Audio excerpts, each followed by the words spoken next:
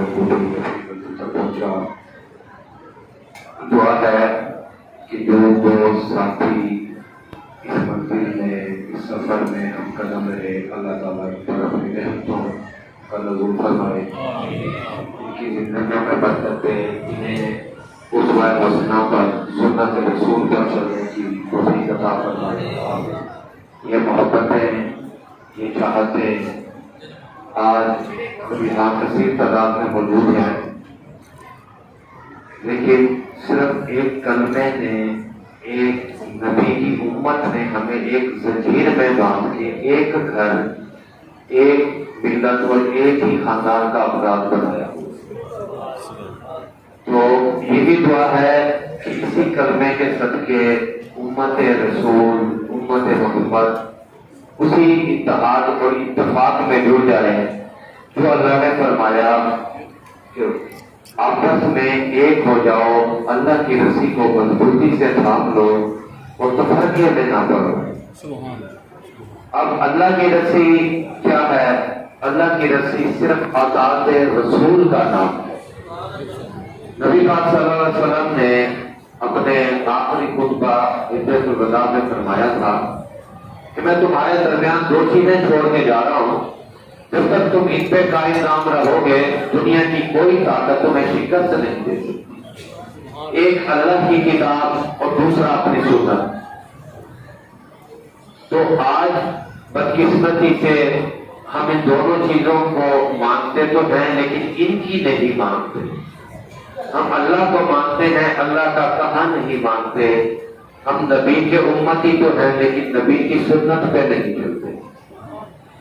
ہم یہ پروگرام کر کے میلاد پاک صلی اللہ علیہ وسلم منا کے اپنے گریبان میں جھانک کے کیا اپنے سنت کا حق ادا کر دیا؟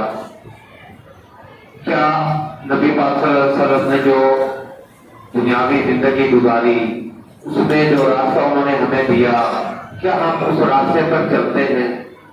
کیا قیامت کے دن یا جیسے پیر صاحب فرما رہے تھے کہ ہماری قبر میں نبی پاک صلی اللہ علیہ وسلم رونق افروز ہوں گے, کیا ہم انہیں دیکھ کر فخر کہہ سکیں گے کہ ہاں ہم واقعہ اس کے امتی ہیں اور ہم نے اپنے نبی کی سنت پر عمل کیا؟ کیا نبی پاک صلی اللہ علیہ وسلم دوسرے نبیوں کے سامنے ہمارا ہاتھ اٹھا کر فخر سے یہ کہہ سکیں گے کہ دیکھو یہ ہے میرا امتی جس نے میرے بعد بھی میرے کہنے پہ عمل کیا؟ تو آج اس دور میں صرف غور و فکر کی بات یہ ہے کہ انسان میں دو چیزیں ہوتی ہیں, ایک اس کا حق, ایک اس کا فرض. جہاں تک میرا ہاتھ جاتا ہے یہ میرا حق ہے, جہاں تک مجھے تحفظ ملنا چاہیے یہ میرا حق ہے. میرے ہاتھ سے آگے میرے فرائض شروع ہو جاتے ہیں کہ میرے ہاتھ سے, میری زبان سے, میرے کردار سے, میرے انداز سے کیا میرا کوئی مسلمان بھائی کو تکلیف میں نہیں؟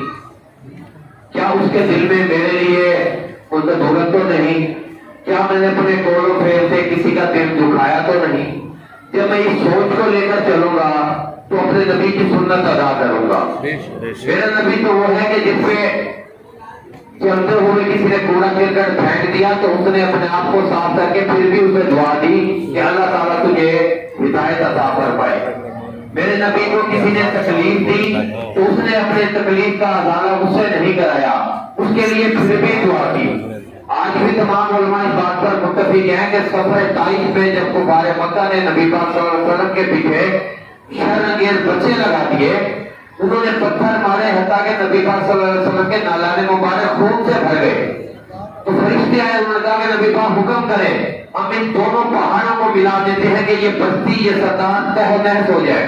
انہوں نے کہا نہیں, یہ مجھے نہیں جانتے لیکن ان کی آنے والی نسلیں مجھے پہچانیں گی. میں دنیا میں رحمت للعالمین بن کے آیا ہوں, عذاب بن کر نہیں آیا. تو ہمیں آج کا یہ پروگرام, یہ جلوس اس بات کا سبق دیتا ہے کہ چلتے ہوئے ہم جس نبی کا نعرہ بلند کرتے ہیں, جس پہ سلام بھرتے ہیں, ہم اپنی زندگیوں پہ, اپنے 5-6 فٹ کے وجود پہ اس کے دیے ہوئے قانون کو لاگو کر لیں. آج ہم یہ عہد کر کے اٹھے کہ میری زبان سے، میرے کردار سے، میرے انداز سے میرے کسی بھائی کو، کسی بہن کو، کسی بیٹی کو، کسی ہمسائے کو، کسی دوست کو، کسی اہل علاقہ کو تکلیف نہیں ہوگی۔ ہم ایک نبی کا کلمہ پڑھنے والے، ایک رسی کو پکڑنے والے، ایک جھنڈے کے نیچے چلنے والے ایک ہیں۔ نہ ہم زبان سے علیحدہ ہیں، نہ ہم قوم میں کسی سے افضل ہیں، نہ ہم پیسے میں کسی سے افضل ہیں۔ ہمارے درمیان افضل وہ ہے جس کا تقویٰ زیادہ ہے، جس کا ایمان زیادہ۔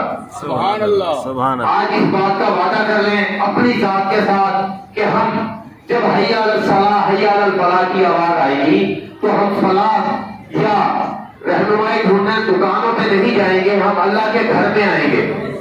ٹھیک ہے، جب نبی پاک صلی اللہ علیہ وسلم کا نام بلند ہوگا تو ماتھے پہ انگوٹھے چوم کے آنکھوں پہ لگائیں گے، لیکن ساتھ والے کا احترام بھی کریں گے۔ ہم کسی پہ کفر کا، شرک کا، بدعت کا فتویٰ نہیں لگائیں گے۔ یہ بندے اور اللہ کا معاملہ ہے، یہ اس پہ چھوڑ دے۔